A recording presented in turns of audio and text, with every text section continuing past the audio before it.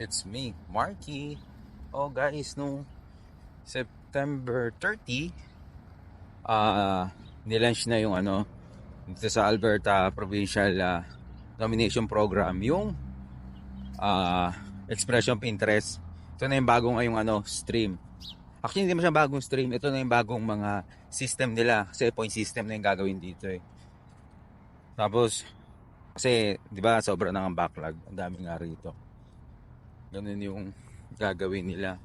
Tapos sa September 30, so nakapasa na ako. So, makakwento ko lang, napasa ko. Ang queuing number ko nun, although hindi naman kung may maaga ka magpasa o hindi, kasi nga point system eh. Pero ang queuing number ko 282. Sabi ko nga kung yung 282 na yung queuing number ko, yun yung queuing number ko noong June or July na nag-a-apply ako, malamang nakapasok na ako. Pero wala eh.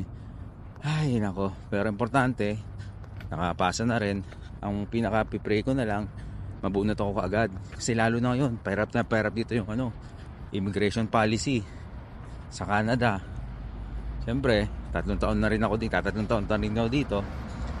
Siyempre, medyo nainip na rin ako.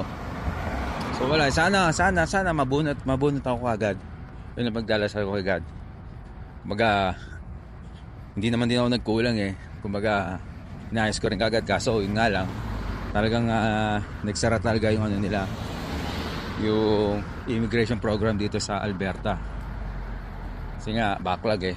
So hopefully, in God's will, alam ko naman hindi ko pababayaan ni God eh, bunot na rin ako para makako na rin yung pamilya ko. Sa ngayon kasi talagang ang dami rito, bago-bago ang immigration policy. Kaya kami mga temporary worker medyo kabado. So nagdarasal na lang kami na maging maayos lahat ng mga temporary worker dito na nandito na. Sana maging maayos yung mapapil namin. Kasi yun naman din ang hangad namin eh, maging maayos yung papel namin dito sa Canada eh.